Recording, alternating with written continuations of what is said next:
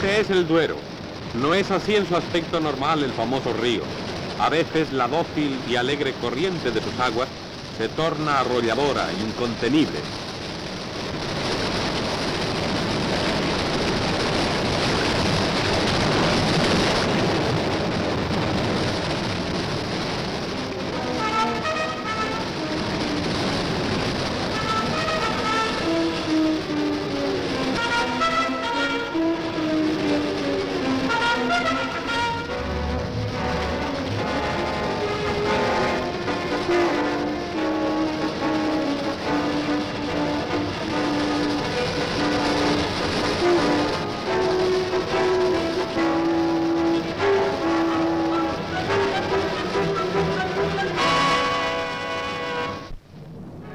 La panorámica nos sitúa en las obras del Salto de Aldeadávila, donde la fuerza brava del Duero va a ser domeñada por la inteligencia y el trabajo del hombre.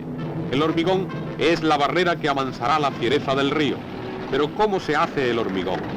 El cemento es materia fundamental sin cuya aportación suficiente y constante el ritmo de las obras no estaría garantizado. Por ello, Iberduero promovió la fábrica de Ontoria. No proporciona con su producción anual de 250.000 toneladas un suministro ininterrumpido, sino que también contribuye importantemente a reforzar los del mercado nacional.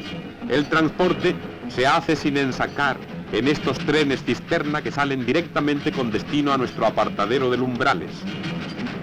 Las cisternas de 25 toneladas son cargadas en solo 5 minutos. Cual si se tratase de un líquido, potentes bombas trasiegan el cemento de los vagones a los hilos y de estos a las cisternas que lo transportarán finalmente a los hilos de instalación de hormigonado en la obra. Fáciles son de comprender las enormes ventajas que supone la eliminación de cargas y descargas que de otro modo serían inevitables. Además, por el procedimiento utilizado no se producen mermas antieconómicas y hay una ausencia total de polvo, tan nocivo para quienes manipulan constantemente este producto. También el ahorro de tiempo es considerable, si se tiene en cuenta que solo la construcción de la presa consumirá 4 millones de sacos.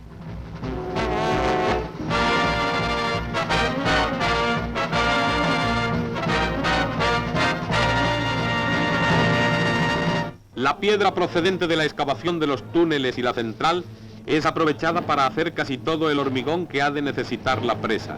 Las palas excavadoras cargan rápidamente los Euclid y Tornapul que realizan el transporte.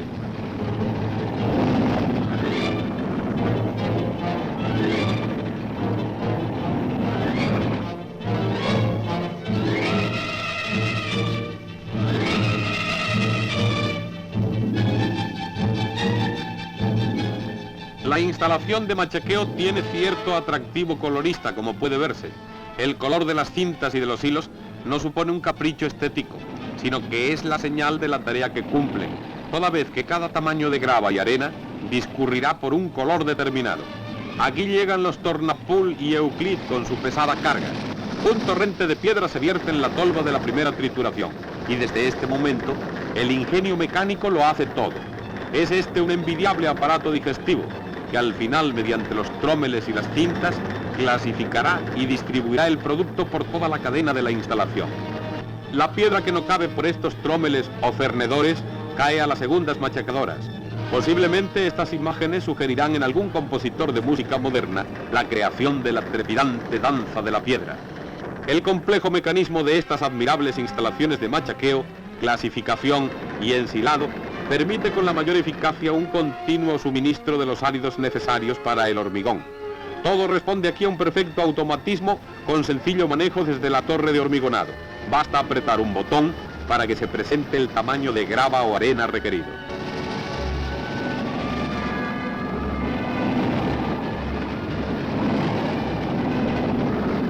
La panorámica nos lleva desde las instalaciones, pasando por la torre de hormigonado, hasta la presa.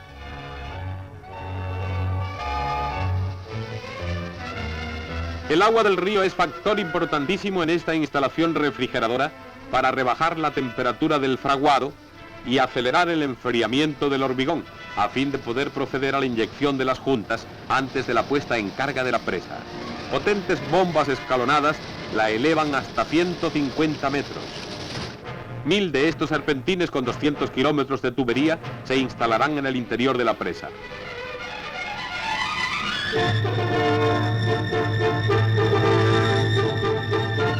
La torre de hormigoneras es la auténtica fábrica del hormigón. Cada amasada lleva la precisa proporción de gravas y arenas de los tamaños previamente estudiados. Balanzas de alta precisión dosifican automáticamente las cantidades de cemento y agua que requiere cada masa. Tiene una capacidad de producción de 3000 metros cúbicos diarios.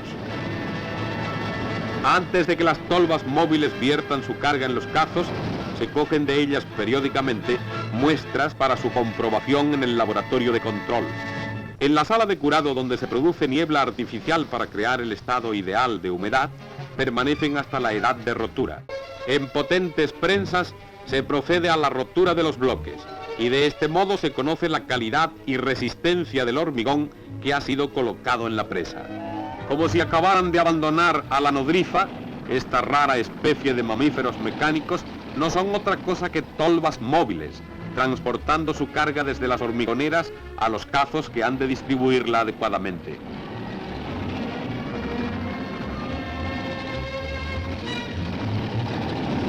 ...15 toneladas de carga llevan los cazos hacia su destino. La presa vertedero, con 138 metros de altura, absorberá 850.000 metros cúbicos de hormigón. Su capacidad de desagüe en aliviadero, añadida a la del túnel, será de 12.800 metros cúbicos por segundo.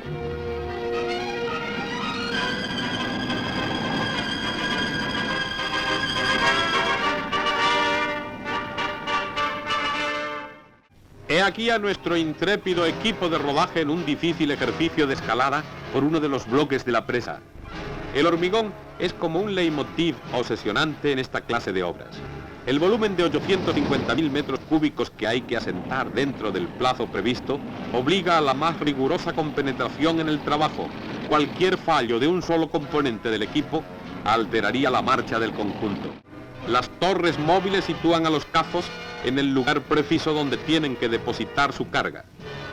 Los cazos deambulan con auténtica disciplina de hormiguitas que nos dieran ejemplo de actividad. Y así la presa asciende poco a poco hasta que llegue a cortar el paso del río y haga subir el nivel del agua embalsada.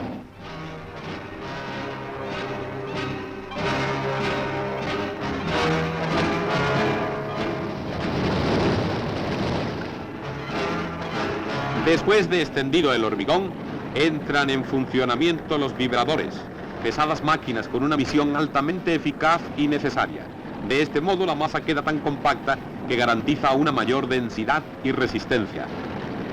Algo preocupaba mucho a nuestros operadores cuando les vimos subir, y era esto precisamente, que habrían de bajar, pero bajan antes de que suba el río, porque el servicio de hidrología de la empresa que observa el caudal del Duero y de sus afluentes señala una extraordinaria y peligrosa crecida como consecuencia de un súbito temporal desencadenado sobre la cuenca.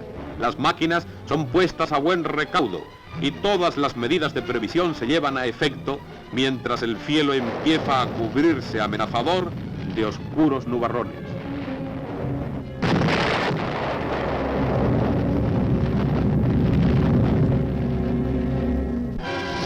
El río Duero, tan ensalzado en poemas y canciones, fecundador de tierras agrícolas y motor de industrias, ha producido en el Salto de Aldeadávila la mayor riada del siglo. La impetuosa corriente ha anegado los bloques de hormigón de la obra, de los que solo afloran sobre las aguas los más altos. El puente, pieza fundamental e imprescindible en la construcción de la presa, está ahí, debajo de las aguas crecidas hasta 28 metros sobre su nivel ordinario. El panorama es desolador, sobre todo por los perjuicios que produciría la suspensión temporal de una obra de tal envergadura. El agua está enfurecida. Parece imposible que el hombre pueda llegar a dominarla y encauzarla.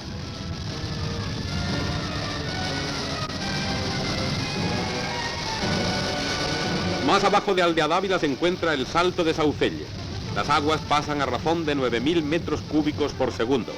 Aquí se recogen las corrientes de toda la cuenca del Duero, pero estas aguas están ya dominadas, vencidas y puestas al servicio de la industria.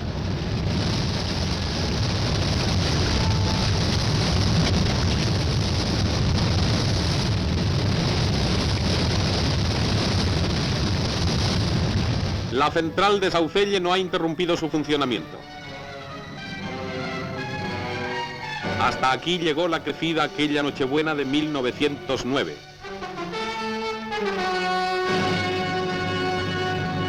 Nos adentramos ahora en la central de Aldeadávila y vemos cómo por el túnel de acceso penetra el eje de una de las máquinas. La pieza es enorme, pero las dificultades de su manejo están superadas gracias a los medios auxiliares de que se dispone y a la pericia del personal que efectúa este trabajo. La caverna en que se aloja la central ha sido excavada dentro de la ladera de la margen izquierda del río Duero, en terreno español.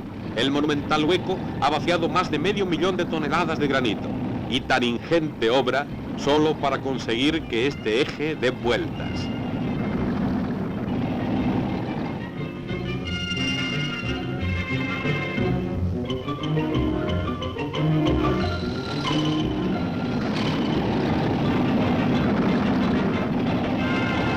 En el piso de turbinas, la soldadura eléctrica produce efectos de fuegos artificiales. Está construyéndose la cámara espiral, un cinturón acaracolado que ciñe a la turbina. Situada al final de la tubería forzada, orienta la dirección de la corriente del agua para que al entrar en el rodete haga girar el eje y con él al rotor. Mediante un aparato de rayos X se obtienen radiografías que garantizan la perfección de las soldaduras. Y para una mayor seguridad, este aparato electrónico echa también un vistazo a la tarea de los soldadores, con lo que el doble control hace prácticamente imposible que pase inadvertido cualquier fallo.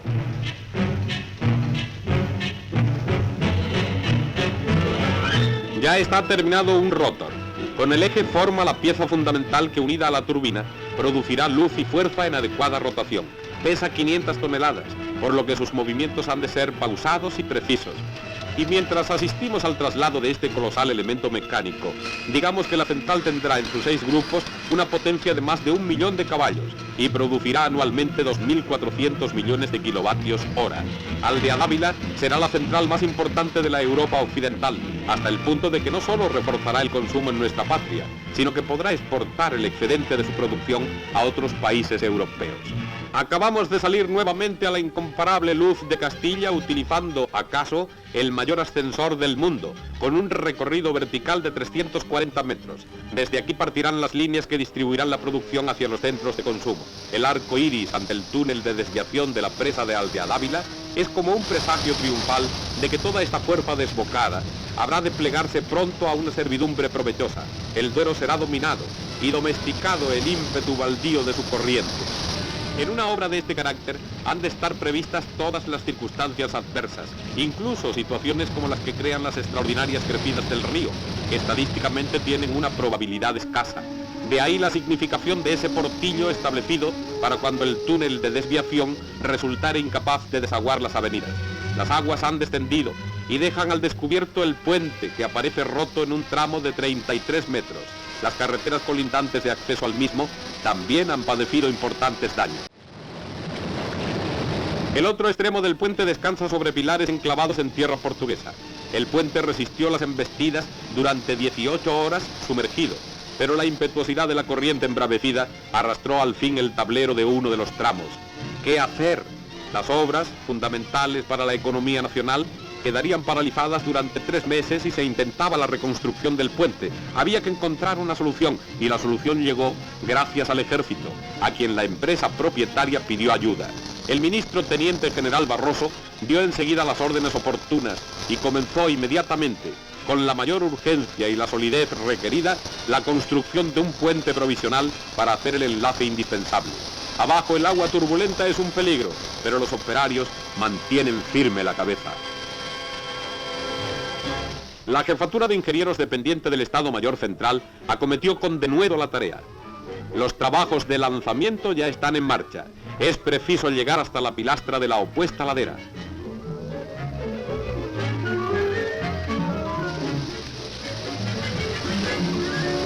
Así, los ingenieros militares van ensamblando las 2.000 piezas del gigantesco mecano.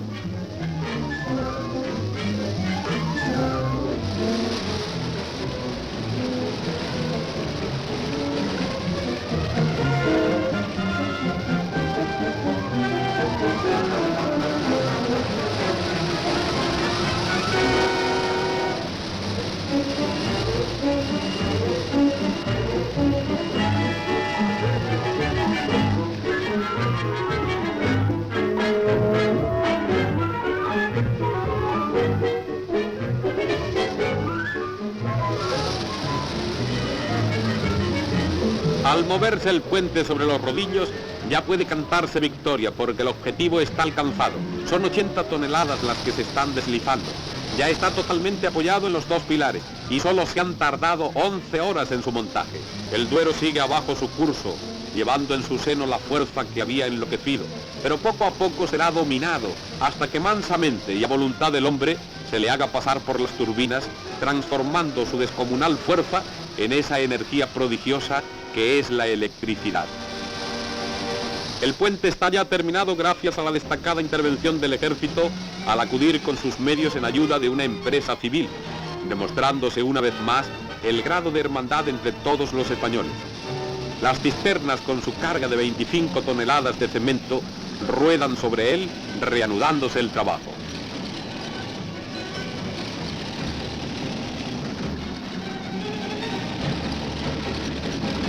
Y así la presa, consecuentemente al incesante trabajo constructivo, irá consolidando su estructura. En este gran cañón por el que discurre el Duero, marcando la divisoria entre España y Portugal, los dos países están unidos codo con codo de una a otra ladera por el enlace inamovible de las macizas presas. Se reanuda el trabajo, funcionan de nuevo las hormigoneras, las tolvas móviles vuelven a su tráfago constante. 15 toneladas de hormigón se vierten de golpe en los cazos que harán el transporte al lugar de su emplazamiento.